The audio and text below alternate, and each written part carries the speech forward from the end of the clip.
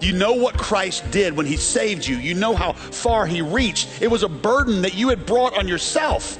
So why wouldn't you reach out to somebody even when they brought on the burden on themselves?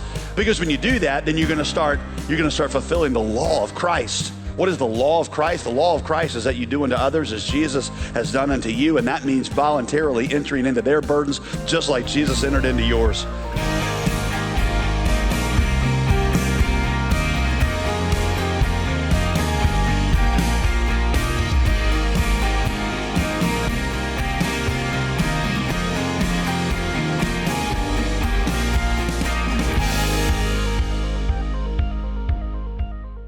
Hey, welcome back to Summit Life. Jesus said that the world would know that we are his disciples by what? You know what goes in the blank? By our great sermons, by our generous giving, by our friendliness and hospitality to strangers, by the little fish on our car. Is that how the world knows that we belong to him? Those are all good things, obviously, but Jesus specifically said that the world would know that we belong to him because of one thing.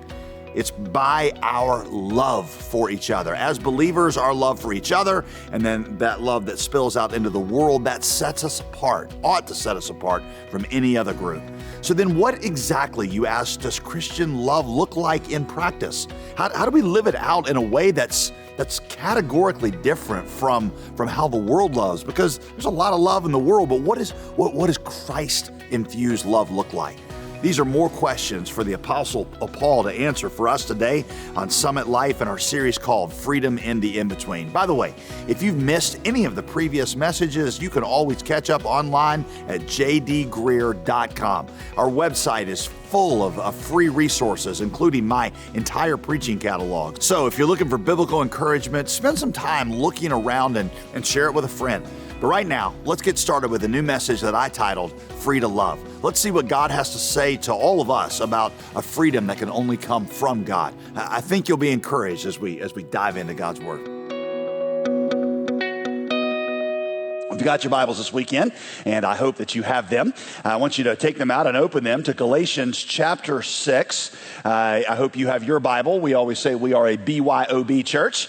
That's bring your own Bible. And you say, but JD, you always put it up on the screen for us, so I don't have to bring it. I know, and I have a guilty conscience about putting it up there because I'm afraid that you won't bring your Bible. But my goal as a pastor is not to just teach you the Bible, but it's to teach you how to study the Bible. And that works so much better when you got your own Bible. So BYOB every weekend.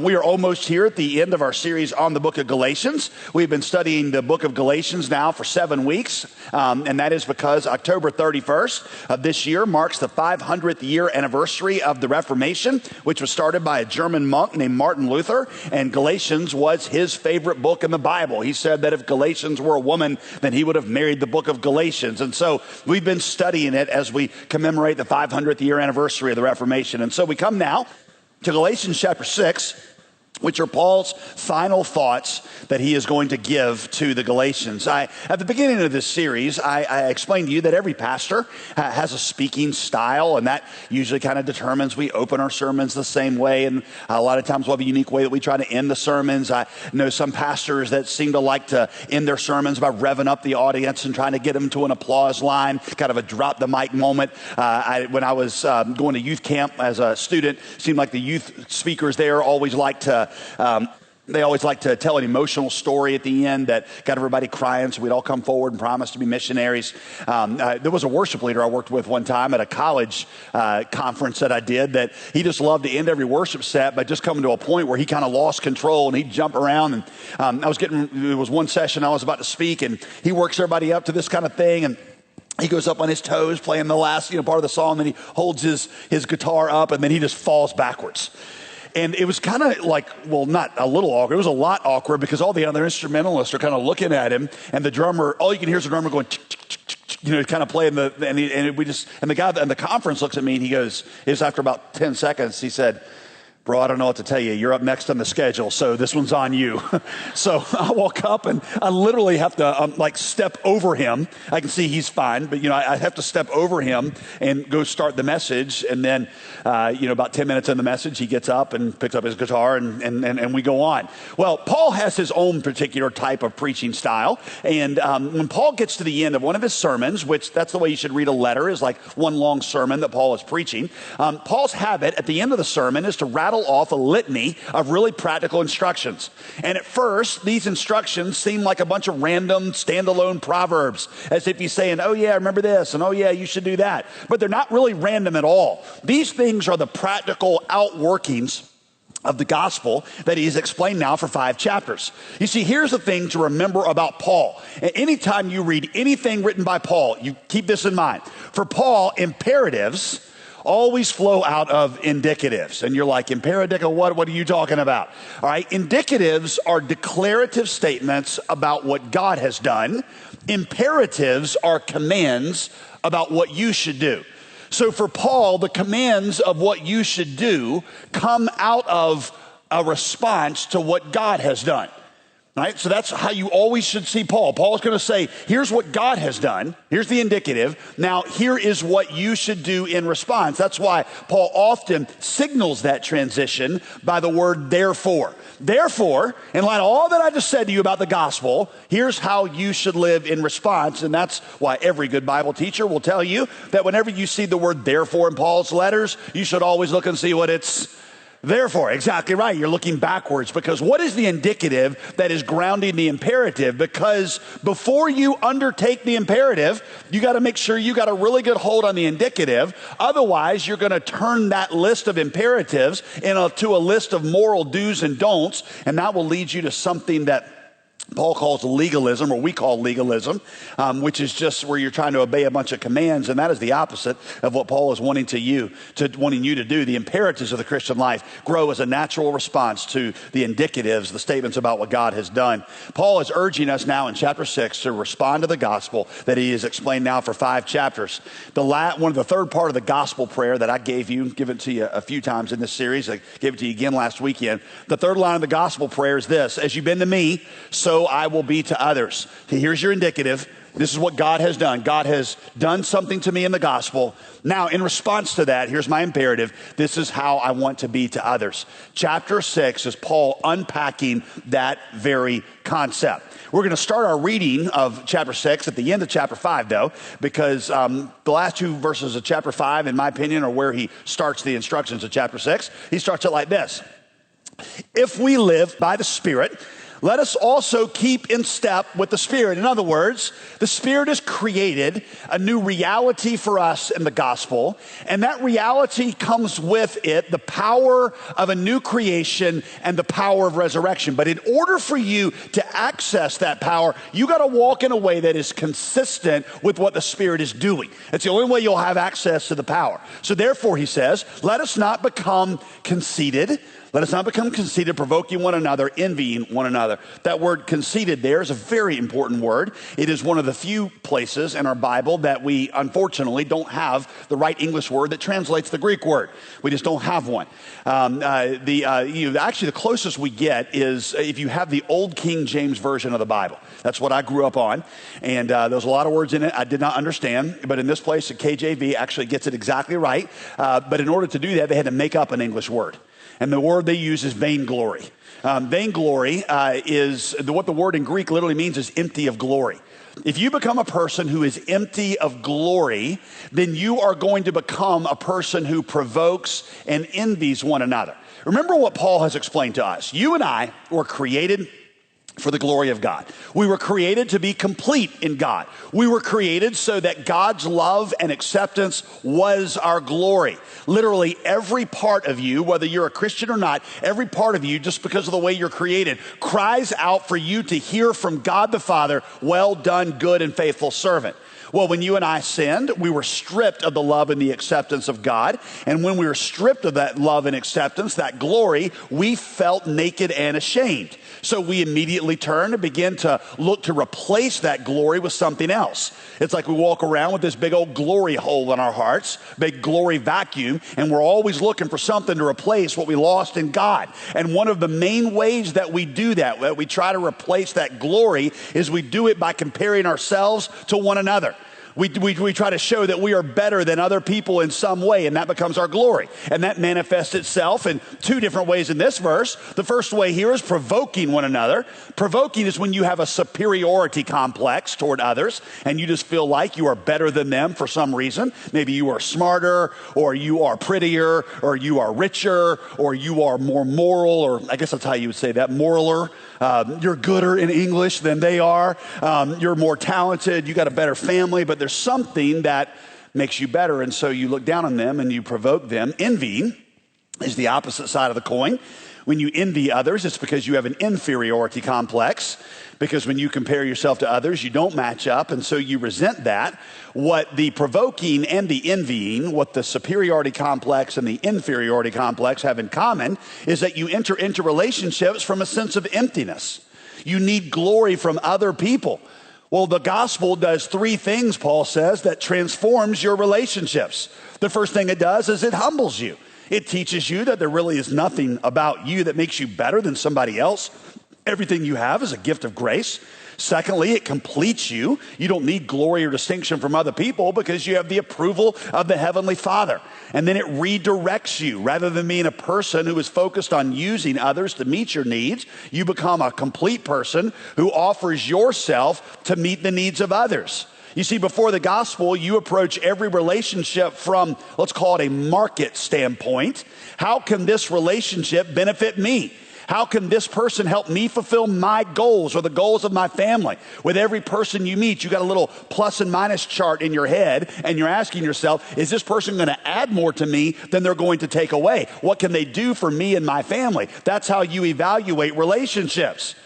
All right, watch how those things show up in this litany of instructions. If you've been experienced the gospel, you'll be humbled, you'll be complete, and you'll be redirected. Watch them show up in these next few verses here as we go through this. Brothers and sisters, if somebody is overtaken in a wrongdoing, what we have here is somebody who's fallen into sin, right? Really messed themselves up. You who are spiritual, now who's he talking about? Does it mean the Christians who walk around with a sanctified look on their face? No.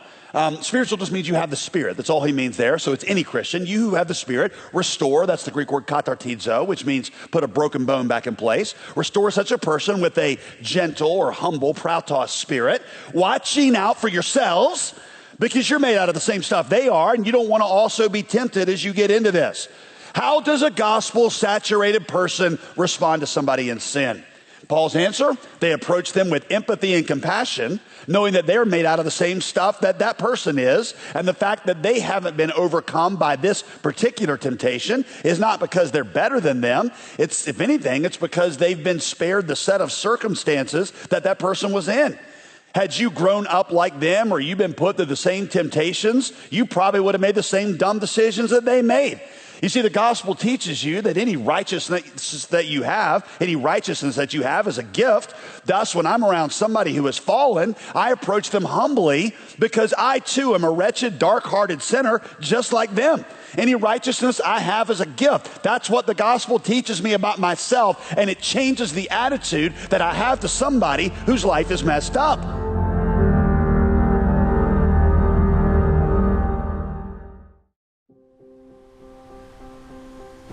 We all struggle sometimes.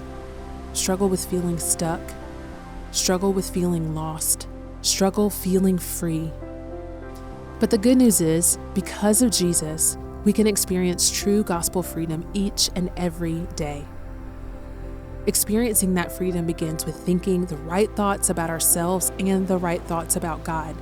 We must discern what God says about us and Himself from the hundreds of false gospels that we hear every day.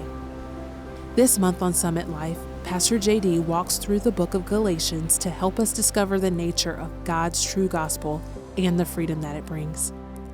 To go even deeper, we're offering a 21-day interactive study companion called Free, Experiencing Gospel Liberation, that aims to bring you healthy, gospel-centered thinking every day of your life. In addition to teachings from Pastor JD, this devotional includes recommended music playlists and worksheets that guide you through understanding the false gospels you believe and replacing them with the truth of the real gospel. You can request your copy when you give to support the ministry of Summit Life. Give us a call at 866-335-5220. That's 866-335-5220. Or go to jdgreer.com and request this resource today.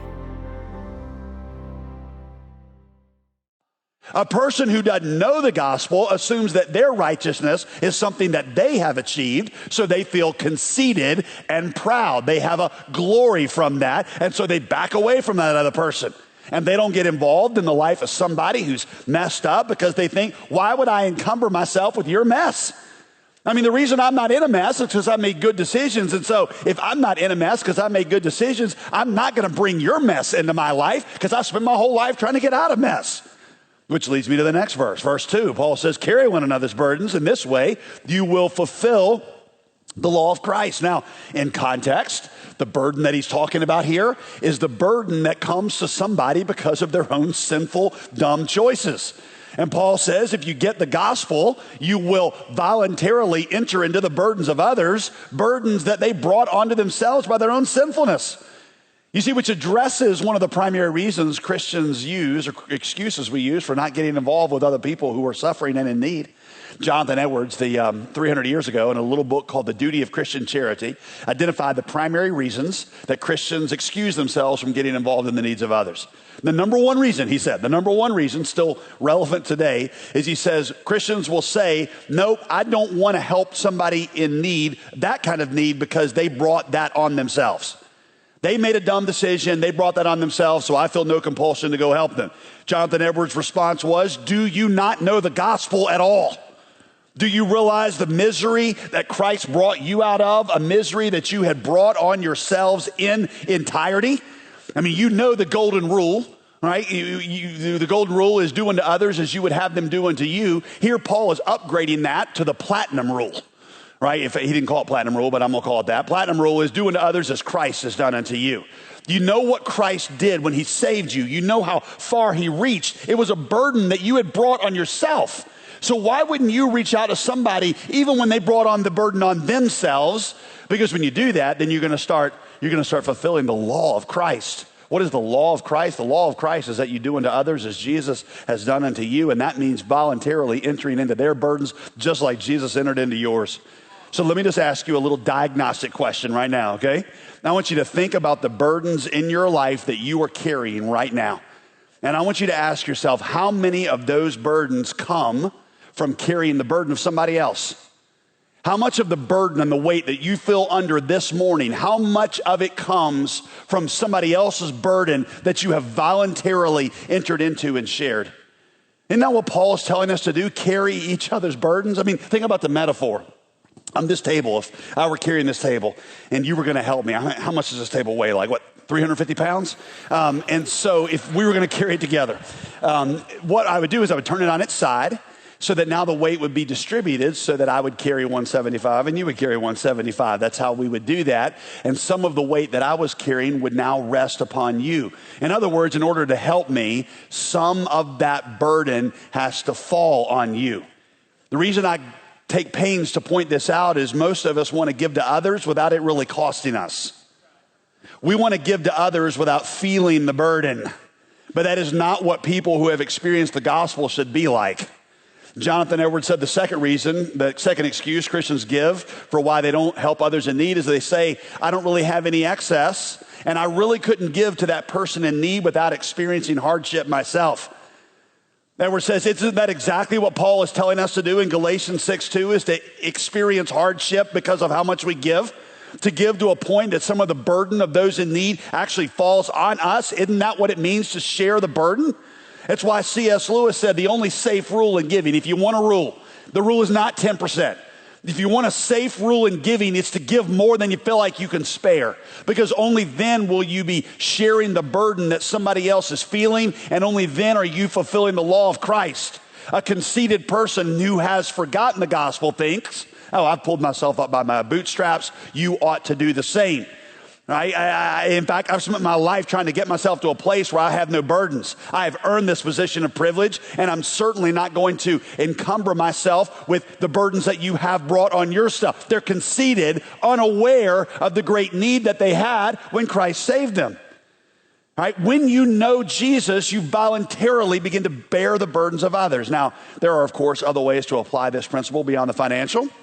You can do it with people emotionally, hurting when they hurt, making their concerns matters of personal prayer, where, I know the difference when somebody has given me a perfunctory, I'll pray for you, brother, and when they actually are taking some of this burden and they're following up with me about it and they're praying for it and treating it like it's their own burden. It means trying to shoulder the load with people around you in really practical ways, simple as sometimes taking them meals when they're going through a difficult time, or watching over their kids when they need that, or how about this one? Helping people move.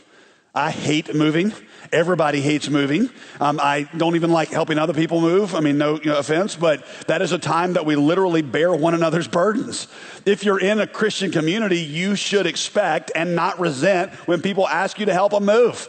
And by the way, if you have a truck, I would advise you to conceal that fact. Otherwise, everybody in the church and random strangers you meet in the mall are going to ask you to help them move. But the point is, you voluntarily begin to share burdens around you. Let me apply this principle in one other way that I think is very timely for us. And if I could, if you will indulge me to speak as a white guy, to those of you who are listening to me who also are white, I believe this is one of the major things that we need to do in situations of racial tension. And that is to make every effort to bear the burdens that are borne by some of our brothers and sisters of color, burdens we may never have had to experience personally. As we've often talked about here at this church, it is easy for any of us not to think about things that don't affect us directly. But if we are gospel people, we will be aware of the pain that others are going through and aware of the privileges that we experience that others don't have access to. And we will use any position of privilege or strength that we enjoy in order to serve and empower others. We will spend time listening and trying to see and understand things from their perspective, because isn't that the first part of bearing a burden is to listen? Listening is the first stage in sharing or bearing a burden. So we ought to realize that when it comes to things like, controversial things like kneeling for the flag, for example, or even protesting or rioting after a shooting, that others often feel like they do because of experiences that they have had. And to be frank, had you or I grown up in their situation, we'd probably feel the same way. That is not saying that they are all right and you are all wrong. It's just saying that you should realize that your perspective on those things is largely an opinion that has been formed out of your own experiences. And that's all that it is, an opinion. We should listen to others in our community, trying as much as we can to see it from their perspective, and as much as we can, sharing the burdens that they live with as if they were our own. In fact, if you're writing stuff down, write this down. We are called to share the burdens our brothers and sisters live with as if they were our own. For the majority culture, this is the beginning of progress and a lot of this racial strife. I know that is not all that needs to be said on this. I get that, but I know that it is something that we can do. It is something that Galatians is telling us to do. By the way, maybe the first place this will show up is on your Facebook wall. Can I suggest a verse that you should probably put at the top of your computer? Proverbs 18:2, a fool takes no pleasure in understanding, but only in expressing his opinion. For many of you, this summarizes your entire approach to Facebook right here. All right, I'm not looking to understand. I'm just looking to show the world how smart I am because of what I feel in this particular moment. All right, spare us that and spend more time trying to understand than simply to tell everybody how smart you are. Right? I mean, make this your screensaver or something, because there's so much division that gets caused by people not understanding, but just trying to vent whatever they're feeling in a particular moment. I'm not saying you never post your opinion. I'm just saying that for every one comment you make telling yours, you're asking two questions that help you understand somebody else's. All right, well, Paul keeps developing this point. Look at this, verse 3. For if anybody considers himself to be something when he's nothing, he deceives himself. Now, what's he talking about? He's still going after this issue of being conceited. He's like, do you really feel like you're something? Do you not know the gospel at all? Do you remember who you were when God saved you? You were dead in trespasses and sin. Not mostly dead or nearly dead or really, really sick. You were dead. You were children of wrath. You weren't a not so bad sinner or a sinner who had a good heart or sinner with a lot of potential. God did not look at you and say, oh, there's still some good in that one. I think I can save him. That's Star Wars. That's not the gospel. There's only one kind of sinner according to the gospel, and that is wretched, dark-hearted, spiritually dead sinners. In fact, you were so bad that Jesus had to die to save you. By the way, make sure you get that. Not other people were so bad that Jesus had to die for them. He didn't come to earth and say, you know what, there are some people that are so bad, I can only save them if I die for them. I just had to sprain my ankle for you, but somebody else, I had to die for them. No, just you by yourself was so bad that the Son of God had to spill his precious blood to redeem your soul from the hell that you deserved. And if you forget that, then you'll think you're something when you're actually a big old nothing. And then you're going to be self-deceived. And when you're self-deceived, you'll become conceited, and then you'll become ungenerous toward others, and you'll relate to them wrongly when they go through a time of need or when they're under a burden that's brought on by their sinfulness. Verse 4, he keeps going, let each person examine his own work. And then he can take pride in himself alone and not compare himself with somebody else. For each person will have to carry his own load. You're like, what? I mean, doesn't that sound like he just contradicted everything he just said? Now, how many of you noticed that contradiction when you were reading it earlier? Let me be honest. How many of you just skimmed right over it because you're not really reading it and paying attention? You're just reading it. See, this is what I'm talking about. You got to see this kind of stuff and be like, I feel like he just contradicted himself. It looks like that on the surface, but not when you understand the context. The context, listen, he's still going after this idea of being conceited. And he is saying it is foolish of you to feel proud that you're not struggling with something when somebody else is, because each of us have been given a different size load to carry. And the fact that somebody else is struggling with something that you're not struggling with is not because you are just inherently awesomer than they are.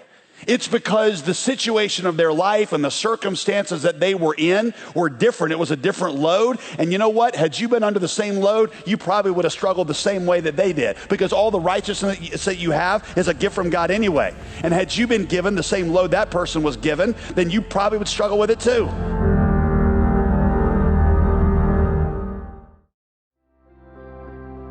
We all struggle sometimes. Struggle with feeling stuck. Struggle with feeling lost, struggle feeling free. But the good news is, because of Jesus, we can experience true gospel freedom each and every day. Experiencing that freedom begins with thinking the right thoughts about ourselves and the right thoughts about God. This month on Summit Life, Pastor JD walks through the book of Galatians to help us discover the nature of God's true gospel and the freedom that it brings. To go even deeper, we're offering a 21-day interactive study companion called Free, Experiencing Gospel Liberation, that aims to bring you healthy, gospel-centered thinking every day of your life. In addition to teachings from Pastor JD, this devotional includes recommended music playlists and worksheets that guide you through understanding the false gospels you believe and replacing them with the truth of the real gospel. You can request your copy when you give to support the ministry of Summit Life. Give us a call at 866-335-5220. That's 866-335-5220. Or go to jdgreer.com and request this resource today. You are responsible for this community. You're responsible for your families. You are responsible for this generation of people all over the world. And yes, I am the leader of this church, and me and the other pastors are trying to put forward a vision that compels us all and that what we rally around. But at the end of the day, it's got to be your vision, not just mine. Thanks for joining us today on Summit Life. As always, you can visit us at jdgreer.com. We'll see you next time for Summit Life with JD Greer.